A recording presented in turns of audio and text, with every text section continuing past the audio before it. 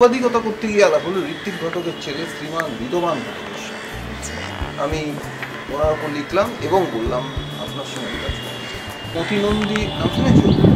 মতিনন্দীর মতো সাংবাদিক যিনি উপন্যাস লেখেন এবং অজয় বসুর মতো কমেন্ট্রিকার। ঘটনাচক্রে সবই আমার হয়েছিল, কিন্তু আমি যেরকমভাবে চেয়েছিলাম সেরকমভাবে হয়নি। আজকে যিনি বিরোধী নেতা সেই শুভেন্দু অধিকারীর বাড়িতে এক রাত্রিরে ছিলাম। কথা ছিল যে শুভেন্দু প্রডিউসার জোগাড় করবো, আমি ছবি করি। ভাগ্যিস আমার কাছে মোবাইল ছিল না, থাকলে শুভেন্দুর সেদিনই পাগল করে দিত। সঞ্জয় ভট্টাচার্য প্রখ্যাত গায়ক, তার উপরে ডকুমেন্টারি করেন শুভেন্দু রায় বলে একজন। আমি ছিলাম সহকারী। রামজি ফিল্ম সিরিজে দুম করে আমাকে ডাকবে এবং জয়েন করবো আমি, এটা আমার স্বপ্নের অতীত ছিল। আর অদ্ভুত না, রূপকথার মানে দিক বদল হয়ে গেল। আমার কিছু করার নেই, মানে সেই চাইল্ড অফ ডেস্টিনির মতো।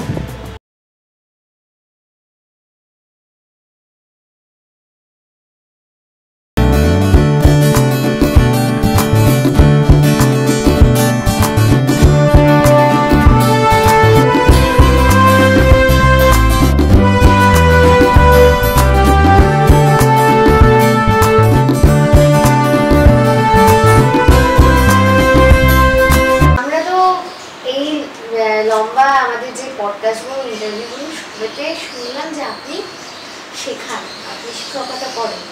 তো আমরা জানি যে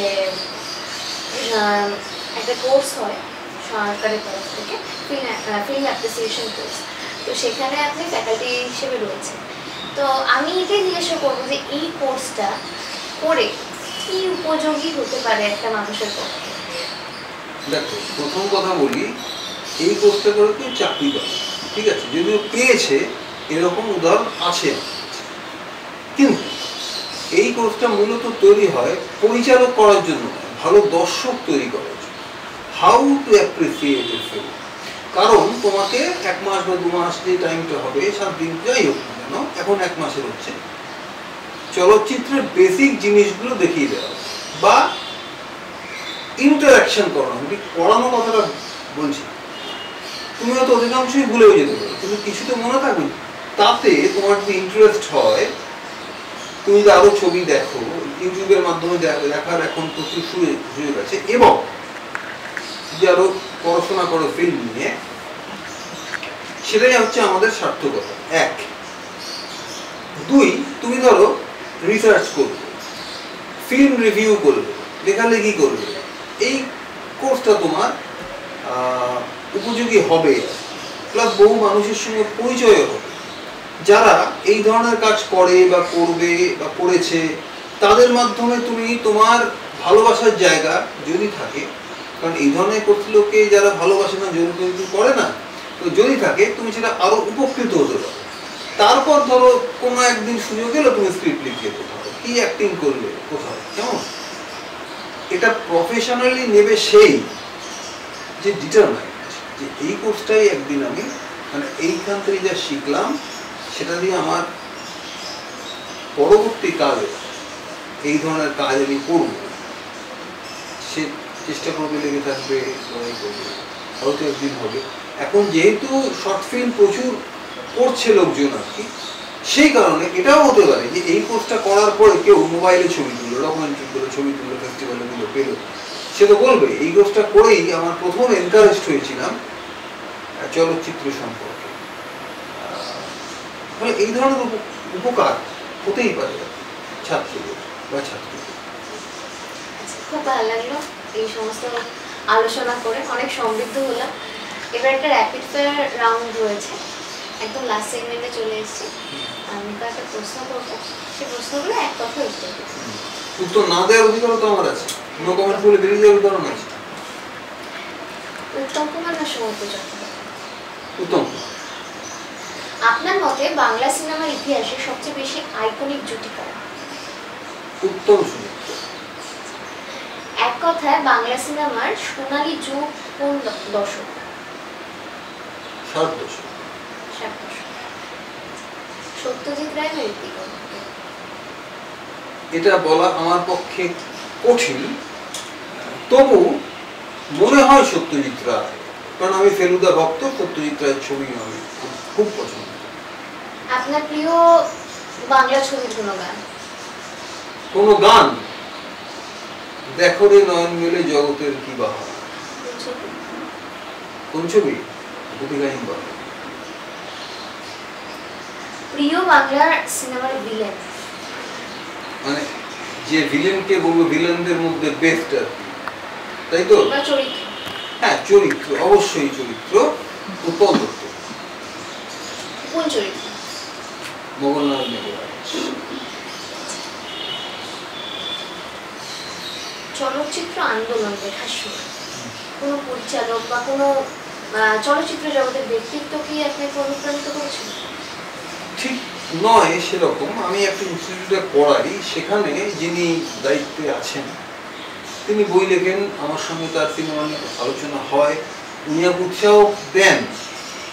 উৎসাহ পাওয়ার অনেক পরে আমি লিখি, কারণ প্রথম বই টলিউড দর্শন আগে বেরিয়েছে, এবং দ্বিতীয়বার উৎসাহ দেন ওই ভদ্রলোককে তো দেখে উৎসাহ পেয়েছি আমার প্রকাশক বঙ্গীয় সাহিত্য সংসদ দেবাশিস ভট্টাচার্য। তিনি বলেন যে আমরা একটা ইজম নিয়ে বই বার করতে চাই, মানে সাহিত্যের ইজম, ধরা যাক সুরিয়ালিজম, হ্যাঁ, তারপরে সাহিত্যের যে নানা রকম ইজমগুলো হয় তেমনি নাটকেও হয়, তেমনি চলচ্চিত্র।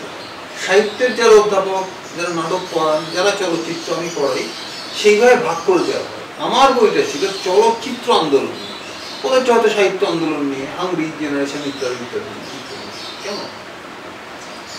আচ্ছা, আপনার এখনো অবধি শ্রেষ্ঠ অ্যাচিভমেন্ট কি? এখনো পর্যন্ত শ্রেষ্ঠ অ্যাচিভমেন্ট কি? সত্যি কথা বলতে কি, বলিউড ছবিতে কাজ করা, সেখানে আমি স্টোরি ডিজাইন, যে চরিত্র মানে গল্পের যে কাহিনী বিন্যাস, সেটা করছি।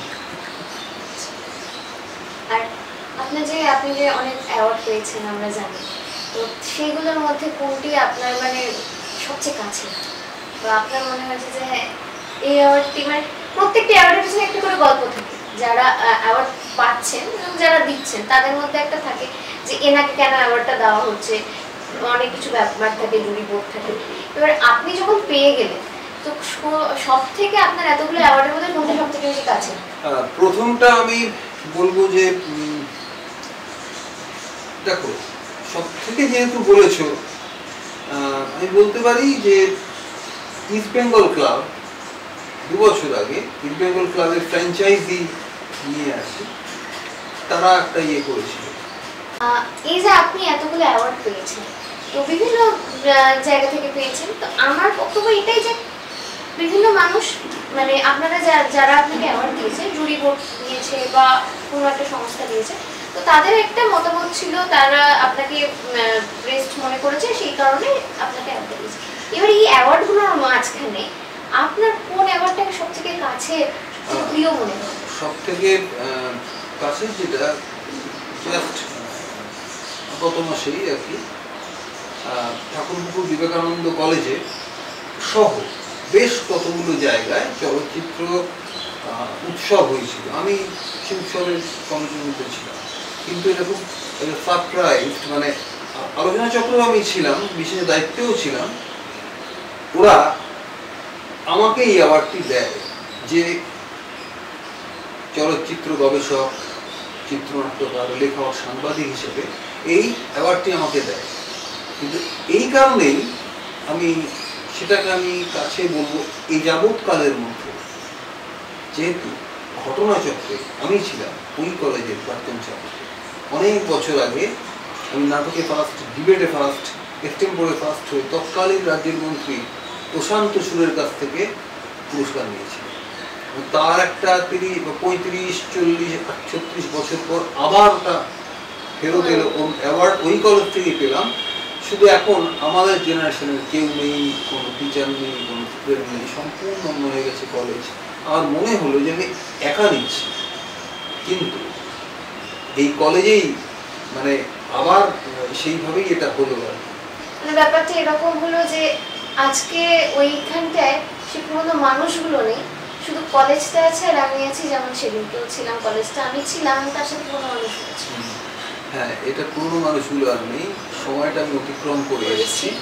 ফলে নতুনভাবে যখন তৈরি হলো অ্যাওয়ার্ডটি নিয়ে আমি বলেছিলাম যে আসলে এই কলেজের প্রাক্তন ছাত্র আমি, এটা আমার কাছে গর্বেরও বিষয়। তাই অন্য অ্যাওয়ার্ডের থেকে এটা অনেক বেশি আকর্ষণীয় আমার কাছে। আচ্ছা, আপন। আচ্ছা, এরপরে আরেকটা প্রশ্নে আসছি, ব্যবসায়িক দিক থেকে সবচেয়ে বড় হিট কোন বাংলা ছবি এখনো? হিট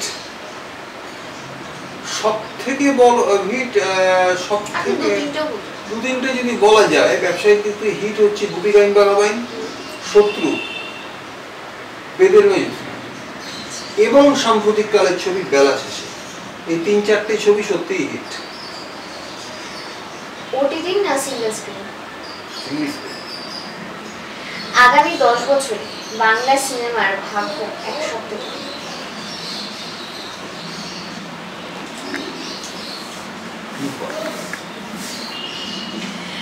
আজকের আড্ডা এইটুকু না, অনেকটাই দীর্ঘ হলো এবং আশা করি আপনাদের খুবই ভালো লাগলো। সিনেমা জগৎ সম্পর্কে অনেক অনেক জ্ঞান আমরা অর্জন করলাম আজকে ওনার থেকে। শ্রী প্রসেনজিৎ মজুমদারকে অনেক অনেক ধন্যবাদ আমাদের এই অমূল্য সময় দেওয়ার জন্য। আপনি দর্শকদের জন্য কিছু বলতে চান? আমি এই চ্যানেলের ত্রিবৃদ্ধি কামনা করি এবং যাতে বহু মানুষের কাছে ছড়িয়ে যায়, আরও ভালো ভালো সেলিব্রিটি এবং তাদের ইন্টারভিউ হয়, আমি সেইটা কামনা করি। এবং দর্শকরা যাতে এই চ্যানেল দেখেন, সাবস্ক্রাইব করেন, শেয়ার করেন এবং ভিউয়ার্স হিসেবে তাদের মতামত দেন, এটা আমি সবসময় চাই।